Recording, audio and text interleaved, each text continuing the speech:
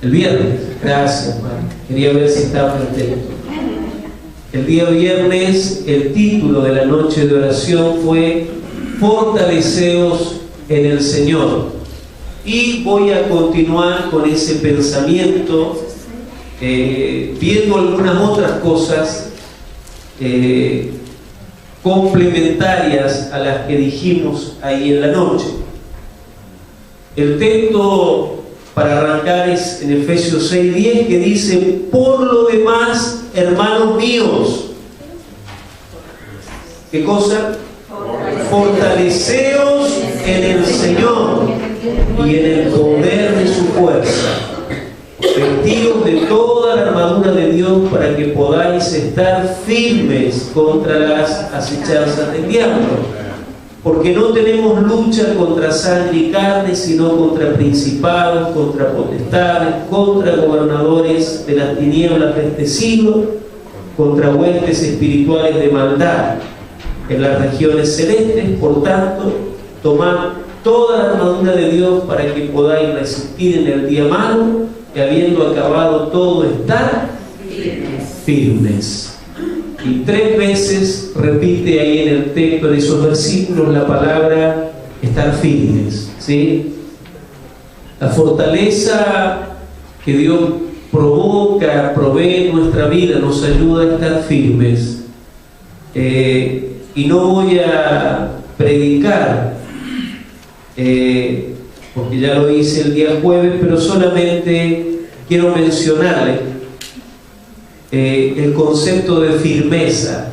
Firme es alguien estable, fuerte, es alguien que no se mueve, que no vacila, es alguien entero, constante, que no se deja abatir y que alcanza solidez. ¿Sí? Es el concepto de firmeza. Algunas versiones, me gustó el verso 10 como lo definen: por lo demás, hermanos míos, fortaleceos en el Señor. Dice otra versión: finalmente dejen que el gran poder de Cristo les dé las fuerzas necesarias. Otra versión dice: por último, fortalezcanse con el gran poder del Señor. Mis amados, el apóstol está tocando uno de los temas más comunes a todos los seres humanos, que es el desánimo. Y esto nos afecta a todos, ¿sí? De diferentes formas y en diferentes momentos y etapas de nuestra vida. Nadie está exento de pasar por periodos de desánimo y sufrir sus efectos. El desánimo ha sido descrito, ¿sí?, como un estado de abatimiento y a veces hasta de infelicidad que puede afectar toda nuestra vida y también nuestra relación con las demás personas, llenándonos de una profunda insatisfacción. Leyendo algunas estadísticas que me gustan, la Organización Mundial de la Salud indica que en este tiempo cerca de 400 millones de personas que habitan nuestro planeta Tierra sufren de trastornos serios de los estados del ánimo, es decir, pasan frecuentes periodos de desánimo que derivan en depresiones. De hecho, en Chile, en nuestro país, yendo a algo más cercano, cerca del 50% de las licencias médicas son por problemas emocionales que tienen que ver con el desánimo, que derivan en estados depresivos. Casi 2 millones de chilenos que pisan nuestro país están con licencias médicas por desánimo, por abatimiento, por problemas emocionales, por temas que tienen que ver con la depresión. El desánimo va acompañado de insatisfacción, desinterés, angustia, irritabilidad. algunos problemas de salud, insomnio, entre otros tantos síntomas. Mis amados, creo, haciendo un pequeño análisis, que el estilo de vida contemporáneo, el ritmo de vida que estamos viviendo, las elevadas expectativas que tienen en este tiempo los seres humanos, la presión económica a la que nos vemos sometidos o a la que nos sometemos a veces voluntariamente, la fragilidad emocional que sufre esta generación, la poca satisfacción que tienen muchas personas acerca de su propia vida, de lo que son, de lo que hacen, de lo que han logrado, y la poca profundidad que algunos creyentes desarrollan en su vida espiritual, favorecen frecuentes estados de desánimo, en muchas personas. Ahora, permítanme, y una de las cosas que me caracteriza y me gusta es la honestidad. Gracias, Vivi. Y tenemos que reconocer que a pesar de nuestra fe en Dios, no estamos exentos de vivir esta realidad y también pasar por etapas y épocas de desánimo en nuestra vida, de pasar por estos síntomas. Aún el sostener una fe en Dios hace que el desánimo vaya acompañado muchas veces de un sentimiento de culpa, porque se supone que como creyente, como hijo de Dios, no deberíamos sentirnos así. Pero en la palabra de Dios encontramos a diferentes personajes bíblicos que pasaron por periodos de gran desánimo en su vida. Quiero mencionar algunos de ellos para poder ubicarnos en contexto y entrar un poquito en el tema. Quiero mencionar algunos textos. Uno de ellos es Primer Libro de Reyes 19:3. Le voy a dar bastante trabajo a la multimedia ahí, Antonia, con algunos textos. Primera de Reyes 19:3. Está hablando de un tremendo hombre de Dios que es Elías. Y nos dice allí el texto que viendo pues el peligro se levantó y se fue para salvar su vida y vino a Berseba, que está en Judá, y dejó allí a su criado. Y él se fue por el desierto un día de camino y vino y se sentó debajo de un enebro deseando... No le escuché. ¿Deseando? Morirse. No, ese texto está mal. Léamelo de vuelta porque usted está leyendo mal. ¿Qué deseaba? Morirse. Está hablando de Elías, el que oraba y caía fuego del cielo, el que oraba y cerraba la lluvia, la volvía a abrir, el que resucitaba muertos. ¿De él está hablando? Sí. Y dice que se sintió tan desanimado, tan cabizbajo, que deseó morirse. Y le dijo a Dios: basta ya, oh Dios, quítame la vida, pues no soy yo mejor que mis padres. Queridos, el desánimo en este momento en Elías fue causado por una profunda frustración. Las expectativas de Elías no habían sido alcanzadas. Y en la vida estamos llenos de expectativas de lo que nosotros creemos, de lo que esperamos, de que él estaba esperando que después de lo que había pasado el pueblo iba a cambiar, la gente se iba a convertir. Sin embargo, no ocurrió lo que él esperaba. En la vida muchas veces no vemos realizadas nuestras expectativas en la manera, en la forma, en el tiempo en que nosotros queremos. Y eso a muchos les produce un profundo desánimo, como le estaba sucediendo aquí al amigo Elías. En el Salmo 32, en el verso 3, encontramos otro personaje tremendo también, que es nada menos que David. Y ahí en el Salmo dice: mientras callé se envejecieron mis huesos en mi gemir todo el día. Y el verso 4 dice: porque de día y de noche se agravó sobre mí tu mano, se volvió mi verdor en sequedades de verano. Y sigue hablando de lo mal que se sentía David y el profundo desánimo que estaba atravesando. La razón y la causa fue sus propios errores. Cometió errores, tomó malas decisiones y tuvo que asumir las consecuencias de ellas. No es fácil asumir las consecuencias de nuestros errores. ¿Aló? Tomar conciencia de nuestros errores no es tan difícil. Pedirle perdón a Dios si nos humillamos y somos algo, tenemos dos dedos de frente, como dijo alguien, y siempre que hay arrepentimiento genuino, sincero, la palabra de Dios promete que Dios nos perdonará. Si confesamos nuestros pecados, Dios es fiel y justo para perdonarnos, pero las consecuencias de nuestros errores, eso tiene otro precio. Hay que afrontarlos, hay que asumirlos. Dios no nos exime de la consecuencia, nos restaura, pero la restauración es un proceso, ¿sí? Y David estaba enfrentando la consecuencia de algunos de sus errores. Tenga cuidado, querido. Equivocarse no es difícil, es sencillo. Es dejarse llevar, dice la Escritura, por las pasiones y deseos. El tema son las consecuencias que eso trae después.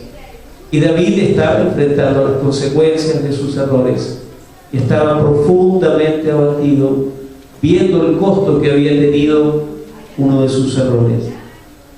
En el Salmo 42, en el verso 10, también nos describe a otro personaje bíblico.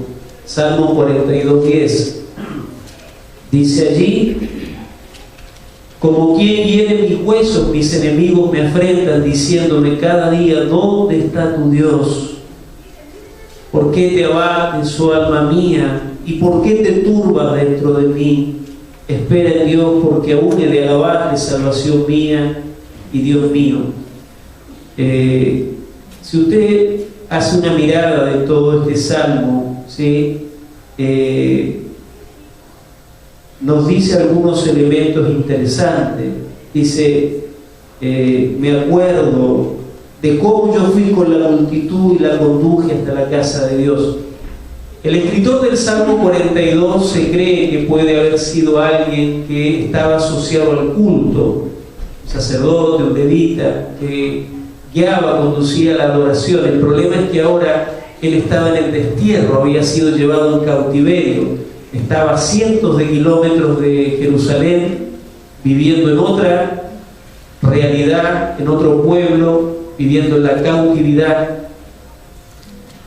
Y para colmo de males, la gente que está tan hermosa en los tiempos difíciles le decía: ¿y dónde está tu Dios? ¿Ha escuchado eso alguna vez? ¿Y usted que habla de Dios? ¿Usted no es el que iba a una iglesia? ¿Y dónde está su Dios ahora en este momento? Y ese hombre estaba abatido, ¿no? Estaba pasando un momento donde lo que él amaba, lo que él anhelaba estaba lejos, pero no solamente lejos en la distancia, sino que lejos en el tiempo. Él dice: me acuerdo de aquellos momentos de mi vida tan lindos, y parece que todo lo que rodeaba su vida era un tiempo de profundo desánimo. También encontramos en Efesios, que lo leímos, del 6, ahí. ¿Cuántos hijos de Dios hay acá en esta mañana? Amén. Hay algo que usted no puede ignorar, querido, querida, por favor, y es que la vida cristiana transcurre en un combate, en una batalla espiritual. El apóstol Pablo allí en Efesios 6 nos recuerda esto y nos expresa que no tenemos lucha contra sangre y carne, sino contra principados, contra potestades, contra gobernadores de las tinieblas, contra huestes espirituales de maldad. Mis amados, Todo aquel que ha nacido de nuevo, que trata de vivir la vida cristiana de la mejor manera, está inmerso en una batalla espiritual, donde hay un enemigo real que tiene como objetivo quebrantar nuestra fe, sumergirnos en la duda, en el temor, en el fracaso. Uno de los ejemplos que encontramos en la palabra de Dios fue nada menos que Job. Cuando usted lee Job, nos dice que Dios hizo un elogio hermoso de Job. ¿No han visto a Job? No hay otro como él, varón recto, apartado del mal, un hombre ejemplar, buen esposo, buen papá, quiere a su suegra, la saca a pasear, lleno de elogios. Y Satanás dice, bueno, pero no lo hace gratis, tú lo has bendecido. Y nos dice el texto que el enemigo atacó a Job en 3 áreas para tratar de quebrantar su fe. Y aún dice el texto, le dijo Satanás a Dios, vas a ver si no hago que maldiga tu nombre, que maldiga en tu presencia. Y Satanás atacó 3 áreas en la vida de Job. Atacó a la familia, atacó su economía y atacó su salud. 3 áreas. Yo le decía a los hermanos este viernes, sus estrategias siguen siendo las mismas. Él sigue atacando la vida familiar, él sigue atacando la economía y él sigue atacando la salud para quebrantar nuestra fe, nuestra confianza en Dios. Se lo traigo al Nuevo Testamento. Cuando el Señor estaba pronto a ser crucificado, le dijo Pedrito, quiero darte 2 noticias, una buena y una mala. ¿Por cuál empiezo? Pedro dijo la mala primero. Y la mala es que Satanás te pidió para zarandearte como trigo. Eso está en Lucas 22:31. Simón, Simón, he aquí Satanás os ha pedido para zarandearos como a trigo. ¿Alguien ha visto alguna vez cómo se zarandea el trigo en el campo? ¿Alguien ha visto? ¿Cómo se zarandea? Imagínense que usted es el trigo, maestro. Está el trigo en el aldero y el aldero se mueve. Bueno, imagínense que usted es el trigo, que lo están zarandeando. Bendito Señor, no quiero estar ahí. Y el Señor le dijo, Pedro, Satanás te va a zarandear, pero yo he pedido que tu fe no falte. Interesante, el Señor dijo, no le dijo, mira Pedro, voy a evitar que te zarandeen, porque a veces los zarandeos son parte de la vida, ponen a prueba cosas importantes, nuestras convicciones, nuestra firmeza, nuestra estabilidad, pero el Señor dice, he orado para que tu fe no falte en ese momento. Quiero también mencionar ahí en 2 de Timoteo, este es interesante, 1:6 al 8, 2 de Timoteo 6, 1:6 al 8, perdón. El apóstol Pablo le está escribiendo a su hijo espiritual Timoteo, y Timoteo estaba pastoreando una de las iglesias de Asia. Y el apóstol Pablo se entera que Timoteo está pasando un periodo de desánimo en su vida, y le escribe esta carta y le dice, Timoteo, te aconsejo que avives el fuego del don de Dios que está en ti por la imposición de mis manos. Y después en el verso 8 le dice, no te avergüences de dar testimonio de nuestro Señor, sino participa de las aflicciones por el Evangelio según el poder de Dios. A pesar de que Timoteo estaba al frente de una iglesia, a pesar de que él tenía la tarea de alentar a otros, de edificar la vida de otros, él mismo estaba pasando un periodo de desánimo. Parece una contradicción, pero no lo es. Es más común de lo que usted se imagina, querido, que quienes sirven en la casa de Dios enfrentan muchas veces duras batallas con el desánimo y con la frustración. Y aquellos que han estado sirviendo al Señor, que lo hacen, o aún aquellos que han estado cerca. Acá tenemos hijos de pastores en nuestra congregación y saben que la vida pastoral no es fácil, que muchas veces los que tienen que subir a alentar al pueblo viven duras batallas con el desánimo, con la frustración, con muchas cosas que golpean sus vidas. Aún el propio Jesús, en su humanidad, pasó por su propio momento de desánimo. Y ahí en Marcos 14:33, nos habla cómo Jesús también en su momento difícil, previo a la cruz, nos menciona que el Señor tomó consigo a Pedro, a Jacobo y a Juan y comenzó a entristecerse y a angustiarse. Y el verso siguiente dice: y les dijo, mi alma está muy triste. Y miren la expresión que usa Jesús: hasta la muerte. Quedaos aquí y velad. Lo interesante no es el hecho solamente que haya pasado también el Señor por un momento de desánimo, de angustia, de tristeza, sino que el Señor hizo todo lo contrario que hacemos nosotros. Cuando alguien se siente bajoneado, desanimado, se aísla. El Señor buscó entre su círculo íntimo de discípulos quienes pudieran orar con Él y por Él. Bueno, dicho todo esto, permítame mencionar algunos elementos y consejos finales cómo enfrentar el desánimo, entendiendo que el desánimo es parte de la vida. Y ese es el primer punto que quiero mencionar. Debemos entender que el desánimo es una experiencia humana. ¿Es usted un ser humano? ¿Aló? ¿Es usted un ser humano? Pues califica para pasar por momentos de desánimo. Aún antes que un hijo de Dios, usted es una persona expuesta en sus emociones, en sus batallas cotidianas, a pasar por momentos de desánimo. Pero mis queridos, cuando ese desánimo se prolonga en el tiempo, se vuelve peligroso. ¿Aló?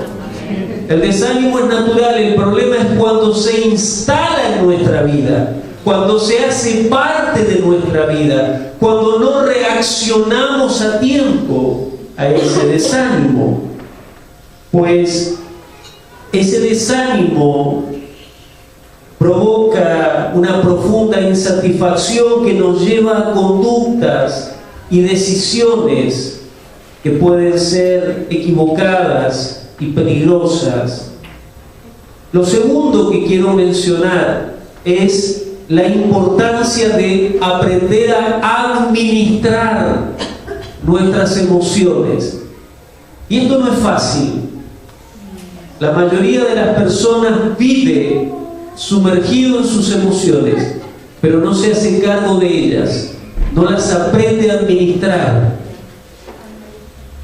Las emociones, el desánimo, tiene que ver con la manera en que yo pienso, ¿sí?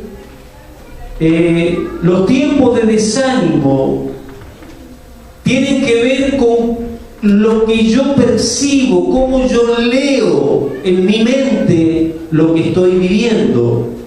Y es importante hacernos cargo de nuestros pensamientos, porque en los tiempos de desánimo todo lo vemos oscuro, todo lo vemos malo, todo lo vemos truncado. Estamos pendientes de todo lo que nos molesta en la vida. Hace un tiempo atrás, leyendo un tratado de psicología, me llamó la atención cómo funciona la mente. Y mencionaba este estudio que de manera inconsciente uno, cuando está pasando un momento agradable, la mente evoca cada momento de la vida y yo me sentí así. Y lo único que recuerdo son cosas buenas. Y aún si me acuerdo de algo malo, lo recuerdo desde una emoción positiva. Pero cuando yo me siento mal, cuando estoy desanimado, mi mente inconscientemente evoca todos los momentos donde yo me he sentido así. Y sin darme cuenta empiezo a recordar, este otro me hizo lo mismo, en aquel momento pasé por esto mismo, y uno comienza a evocar en su mente toda una nube de oscuridad que agudiza nuestro desánimo y nos sumerge a veces en depresión. Por eso me encanta cómo el salmista en el Salmo 42, él reconoce que no está bien, pero él se dice a sí mismo: ¿por qué te abates, oh alma mía? Espera en Dios, porque aún he de alabarle. Otro salmo que me encanta es lo que dice el Salmo 103. Me encanta porque el salmista se hace cargo de su propia pensamiento, emociones, y él se autoministra. ¿Está el Salmo 103 ahí? Y se llama a sí mismo y dice: bendice alma mía Jehová, y bendiga todo mi ser su santo nombre. Y sigue diciendo en el verso 2: bendice alma mía Jehová y no olvides ninguno de sus beneficios. Y comienza a mencionar esos beneficios. Fíjese usted, Él es quien perdona tus iniquidades, el que sana tus dolencias. Y sigue mencionando: el que rescata del hoyo tu vida, el que te corona de favores y misericordia. Seguramente todo lo que venía a su mente no era bueno, producto de lo que estaba viviendo. Y él dice: Horacio, no te olvides que hay muchas cosas buenas que Dios ha hecho en tu vida. No te olvides, Horacio, cada una de las misericordias que Dios ha tenido contigo. No te olvides que Él es el quien te levanta, te fortalece, te ha ayudado en tantos momentos difíciles. No pienses que todo es malo. Ayúdenme un poquito y díganle a alguien: te están hablando. Parece que saben algo de usted, díganle.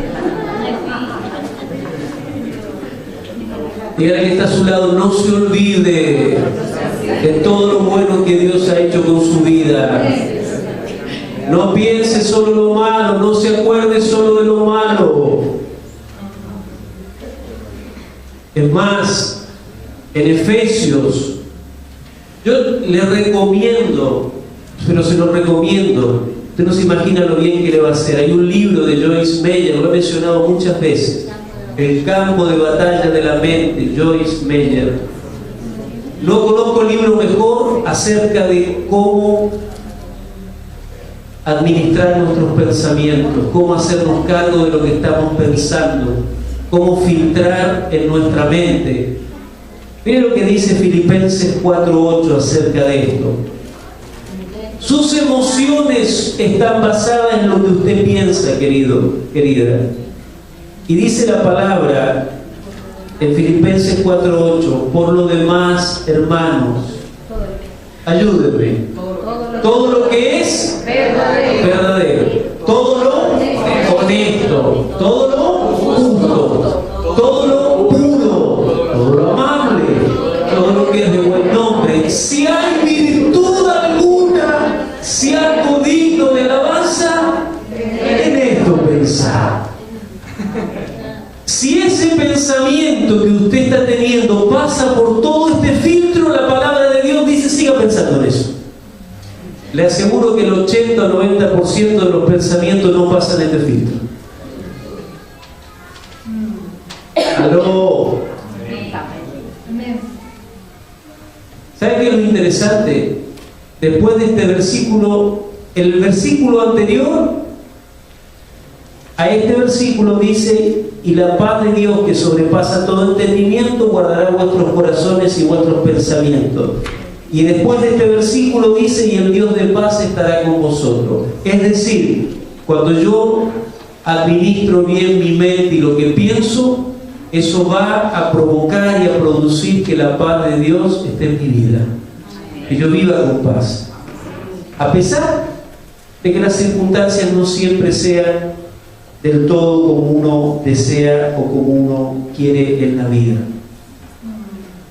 Lo tercero,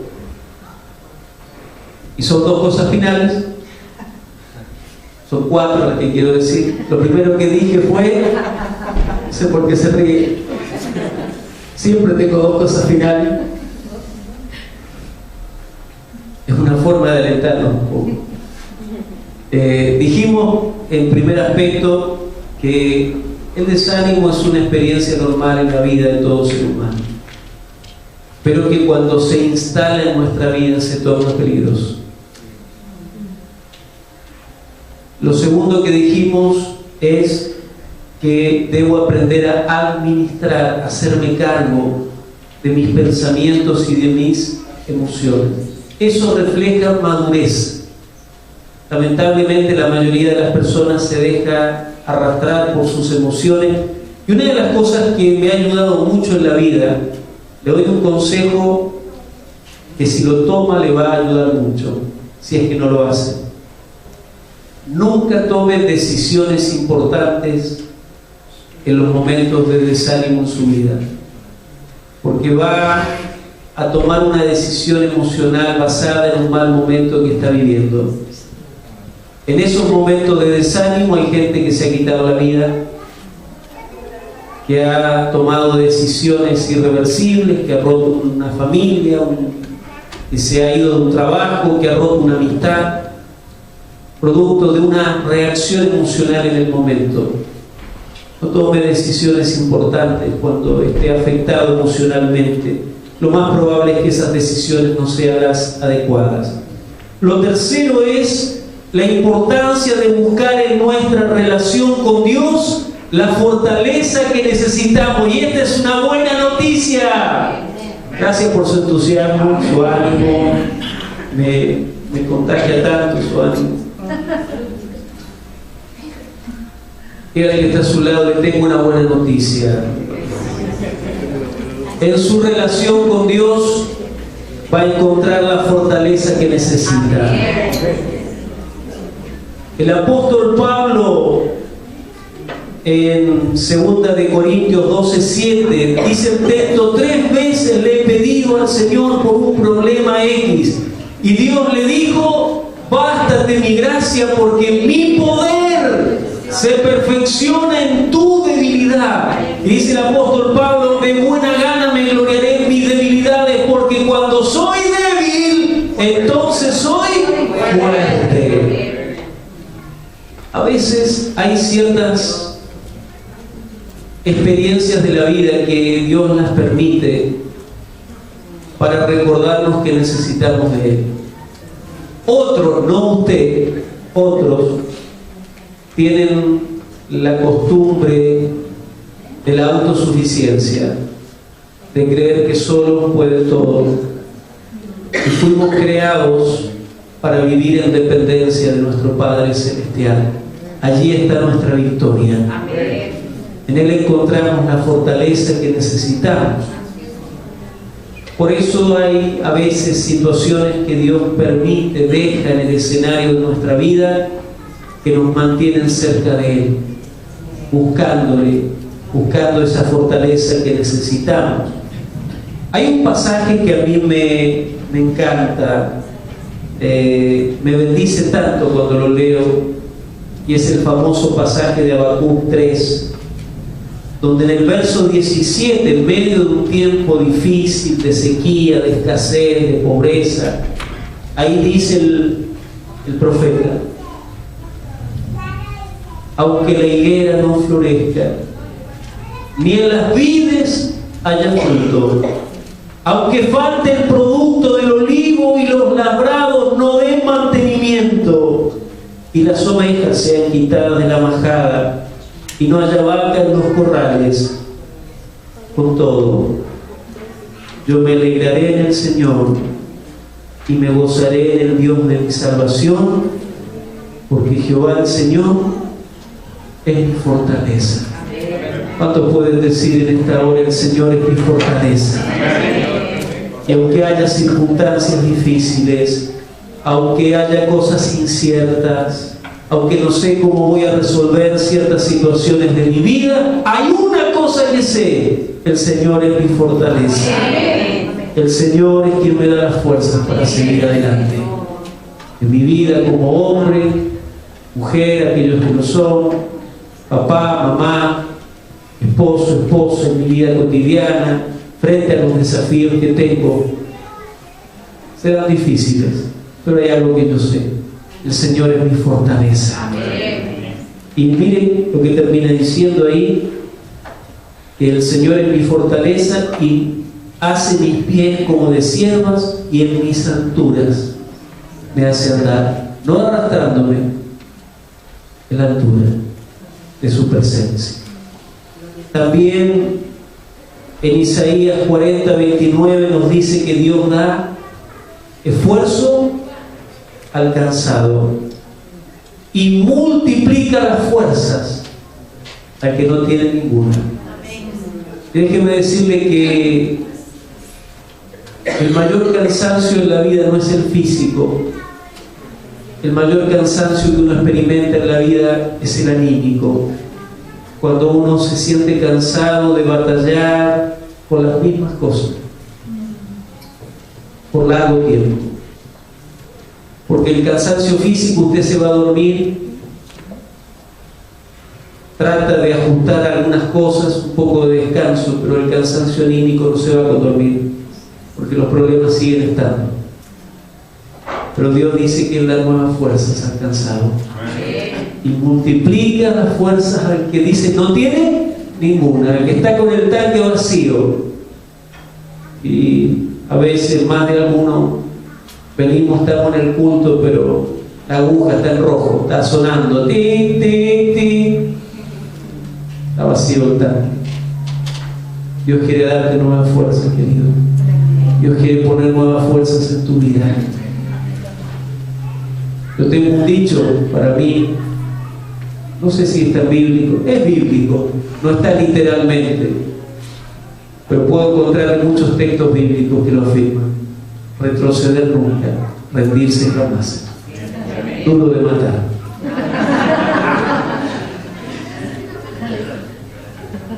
Un hijo de Dios dice: no somos de los que retroceden. Eso no es para usted. Eso no es para usted. Si se pone difícil, doble las rodillas y Dios le va a fortalecer. Pero no me tire la toalla. Hace años atrás me regalaron un regalo hermoso. Estaba en una reunión de pastores y a cada uno de los pastores que estábamos en la reunión nos regalaron una toallita chiquitita.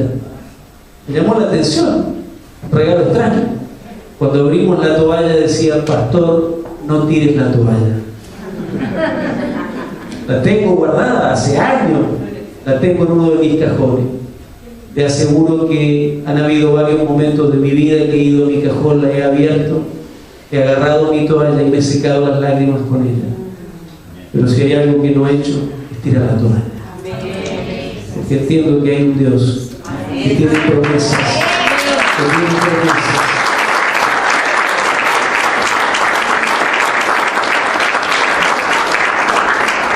y que las quiere cumplir sobre su vida. Las promesas que Dios tiene, los planes que Dios tiene, Dios los quiere cumplir sobre su vida. Dios los quiere cumplir. No los aborte usted. Es más, dice en Hechos 1:8: recibiréis poder cuando haya venido el Espíritu Santo sobre vosotros. En Romanos 8:26 dice: el Espíritu nos ayuda en nuestra debilidad. Romanos 8:26. Querido, querida, Dios ha puesto en usted su espíritu para fortalecer su vida, para fortalecer su fe, su estado anímico, pero permita que el Espíritu Santo le fortalezca, busque su presencia a diario, cultive su comunión diaria con el Padre Celestial. En Efesios, cuando nos hablaba de que no tenemos lucha contra sangre y carne, dice, orando en todo tiempo, con toda oración y ruego y súplica en el Espíritu, velando en ello con toda perseverancia. Sea perseverante en la oración, busque de Dios a cotidiano. Cada vez que usted se conecta con Dios, con su Padre Celestial a través de la oración, usted abre el canal para que sus recursos lleguen a su vida, su fortaleza, su gracia, su favor esté con usted. Qué hermoso esto, queridos, qué hermoso esto. Aquí venimos a celebrar, a adorar, pero la comunión con Dios usted la tiene que tener a diario. En la calle, en la casa, y no es religiosidad, es simplemente comunicarse con su Padre, expresarle lo que siente, hablar con Él. Qué bueno es esto. Hace años atrás quise hablar con un funcionario y quedé en la secretaría. Siga participando. Para no sé qué otro tiempo después, bueno, me recibió al final la primera vez. Pero llegar a un funcionario importante cuesta tanto. Con Dios, dice la palabra en Hebreos, entremos, ¿cómo? ¿Cómo? Confiadamente. ¿A dónde? ¿A dónde puedo entrar confiadamente? Al trono de la gracia. ¡Oh, eso es hermoso! Dios me invita a ir al mejor lugar, a su propio trono de gracia, para alcanzar gracia y misericordia, dice, para el oportuno socorro. Dice, venga con confianza, no tenga miedo, usted es mi hijo. No es extraño, no es extraña. Si usted ha rendido su vida a Cristo y es su hija, dice, papá, acérquese con confianza para recibir la gracia que necesita en Dios. Y el último punto de los dos que tenía, y acá quiero que me ponga toda su atención para cerrar. Un aspecto importante que nos ayuda en los tiempos de desánimo es la comunión con otros creyentes. Gracias por su entusiasmo, su amor, su ánimo. Espero que esa sea una de las razones que le mueven a estar aquí. Pudiera estar hasta el culto de la tarde, tranquilo que no lo vamos a hacer, mencionándole textos bíblicos que nos hablan de la importancia que para Dios tiene ser parte de este cuerpo llamado iglesia. En Romanos 12, 4 y 5 nos dice, así nosotros, siendo muchos, somos un cuerpo en Cristo, y todos miembros los unos de los otros. En Primera Tesalonicenses, voy a pasar rápido los textos, 5:14 nos dice, también os rogamos, hermanos, que alentéis a los de poco ánimo, que sostengáis a los débiles. En 1 Tesalonicenses 5:11 nos dice, por lo cual animaos unos a otros. En Hebreos 10:25 nos dice, no dejen de congregarse como algunos caen en costumbre. El apóstol Pablo recalca que somos un cuerpo, que nos necesitamos para avanzar en la vida cristiana. Escúcheme esto, el apóstol Pablo nos recuerda que la fe cristiana no es individualista, es personal, que es diferente. La fe es personal, pero no individualista. La fe se cultiva en comunidad, se aprende, se superan los tiempos difíciles en esa comunidad.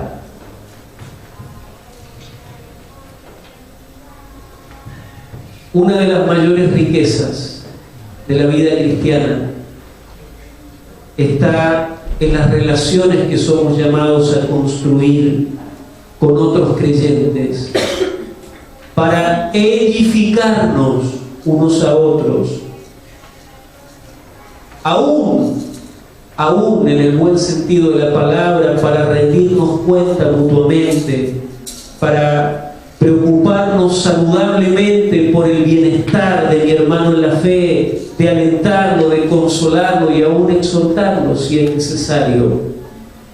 Creo que una de los mayores regalos que Dios nos ha dado a sus hijos, aparte de la salvación, es unirnos a una familia en la fe.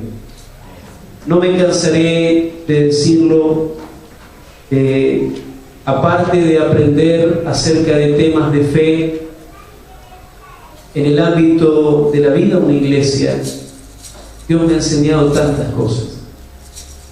He aprendido, o por lo menos he tratado de ser un mejor hombre, a ser un mejor esposo, a ser un mejor papá, administrar mi vida, mi economía. He encontrado personas que han bendecido tanto mi vida. Creo que es un regalo hermoso en medio de un tiempo de relaciones tan ficticias, superficiales, poco transparentes. Creo que la vida de la iglesia constituye un regalo hermoso, un lugar donde sentirse acompañado en los tiempos difíciles, un lugar donde nuestros hijos pueden recibir orientación, acompañamiento. Creo que este es un tiempo muy complejo para esta generación. Y creo que la iglesia cumple un rol tan importante de acompañar, de contener, de orientar. Siempre digo esto: sus hijos son sus hijos, pero también son los hijos de esta casa. Y es nuestra responsabilidad de todos orar por ellos, cuidarlos, amarlos, acompañarlos de la mejor manera. Damos gracias a Dios por cada una de las vidas. Pero sea parte, somos un cuerpo. Imagínese usted que se despierta en la mañana y le falta una mano. Se va a trabajar normal, usted como si nada. Imagínese que se levantó a la mañana y le falta un dedo del pie. Lo busca hasta en el refrigerador. Cuando vemos que alguien desaparece del cuerpo, no caigamos en la indiferencia, en la apatía. Sintamos el cuerpo. No necesita ningún nombramiento especial para llamar a alguien, visitar a alguien, alentar a alguien, animar a alguien que nos ve. ¿Sí? Todos pasamos momentos de desánimo en la vida. Y son en esos momentos que necesitamos darnos una palabra de aliento, de ánimo, de valoración, de cariño, ¿sí? De recordarnos que la fe es una fe personal, pero que la fe necesita vivirse en comunidad. Y esa comunidad se llama iglesia. Cierra sus ojos, por favor. Querido Padre, queremos darte gracias porque podemos en este lugar ser honestos. No necesitamos mostrar algo que no somos. No somos solamente espíritus, somos personas que viven batallas, que pasan momentos a veces de crisis, que el desaliento a veces aparece en nuestra vida. Y a veces el esfuerzo por ocultar eso nos hace más daño todavía. En esta hora, Señor, queremos pedirte que tú traigas tus fuerzas, tu fortaleza sobre cada uno de tus hijos. Así como oramos el viernes, queremos orar también hoy. Tu palabra dice que tú nos quieres ungir con aceite fresco y que tú eres el que renueva nuestras fuerzas como las del búfalo. Pero que necesitamos acudir a ti en esos momentos de nuestra vida. Si hay alguien que en esta hora está atravesando un tiempo donde el desánimo ha aparecido en algún aspecto de su vida, queremos orar por usted. Queremos pedirle al Señor que hoy traiga fortaleza, que le levante victoriosamente, que el venir esta mañana le haga irse de este lugar fortalecido, fortalecida, para enfrentar las batallas que la vida le pone por delante. Si alguien en esta hora quiere que reconoce con mucha sencillez y sinceridad que está en un tiempo difícil donde el desánimo ha aparecido, yo le invito a que venga aquí adelante. Queremos orar, queremos bendecir, queremos ministrar su vida de parte del Señor.